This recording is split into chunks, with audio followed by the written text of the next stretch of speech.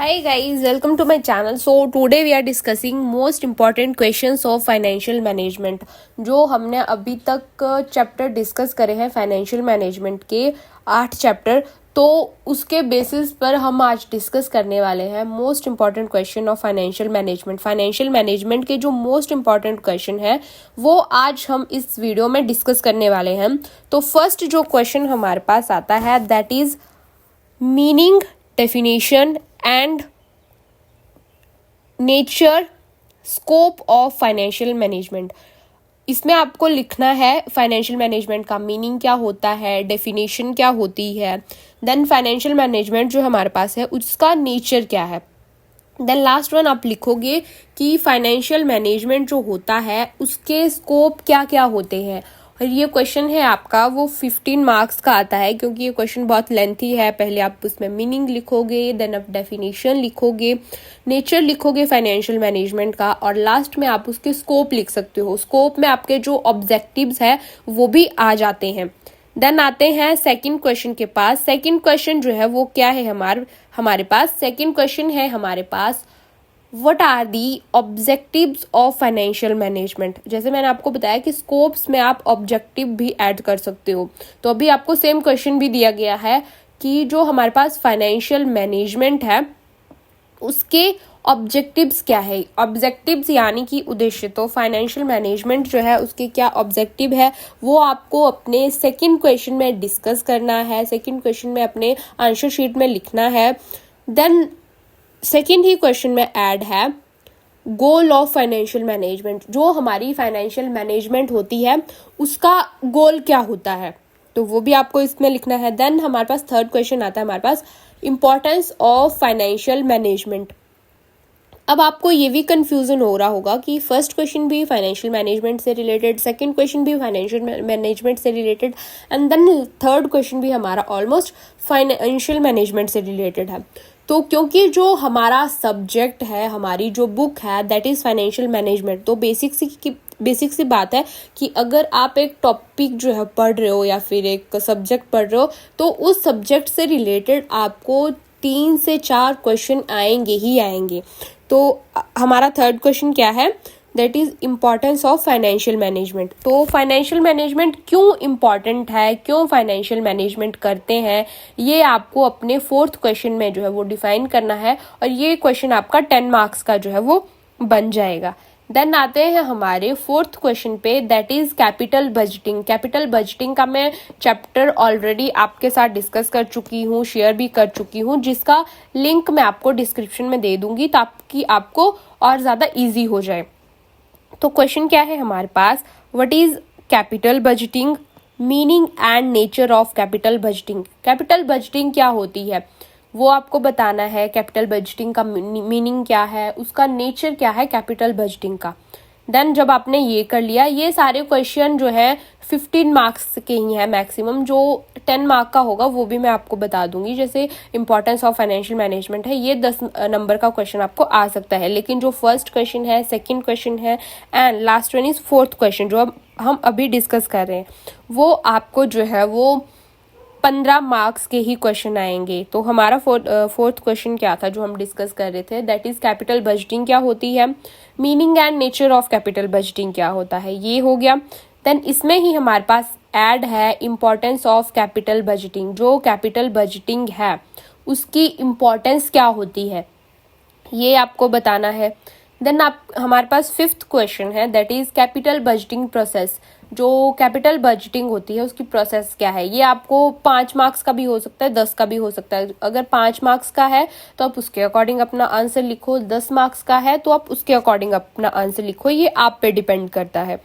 तो capital budgeting का process क्या है वो आपको इसमें डिस्कस करना है। तो जब आप कैपिटल बजटिंग का जो प्रोसेस है वो आप डिफाइन करोगे तो पहले आप सिंपल सी 2 लाइंस में आंसर कर सकते हो कि कैपिटल बजटिंग होता क्या है, वो आपने लिख दिया। वो आप क्यों लिखोगे ताकि आपका जो आंसर है वो थोड़ा लेंथी हो जाए और अट्रैक्टिव भी हो जाए। तो पहले आप वो लिख सकते हो कि कैपिटल बजटिंग होता क्या है। देन क्वेश्चन क्या है हमारे पास कि कैपिटल बजटिंग जो है उसकी प्रोसेस क्या है। तो आपको जो पॉइंट्स है 6 पॉइंट कैपिटल बजटिंग प्रोसेस के, वो बाद में डिफाइन करना है। पहले आपको क्या करना है, एक डायग्राम बनानी है। फॉर एग्जांपल जैसे कि आपको अभी मेरी स्क्रीन पे एक डायग्राम शो हो रही है। डायग्राम से क्या होगा कि जो एग्जामिनर होगा आपकी आंसर शीट चेक कर रहा होगा, उसका और इंटरेस्ट होगा आपकी आंसर शीट देखने में। तो आपको सामने एक इमेज शो हो रही होगी जिसमें मैंने क्लियरली बताया कि जो कैपिटल बजटिंग होती है उसकी प्रोसेस क्या है, क्या क्या है। फर्स्ट स्टेप है हमारे पास आइडेंटिफिकेशन ऑफ अपॉर्चुनिटी, जो अपॉर्चुनिटीज होती है उनकी आइडेंटिफिकेशन। सेकेंड स्टेप है हमारे पास forecasting cash flow and risk.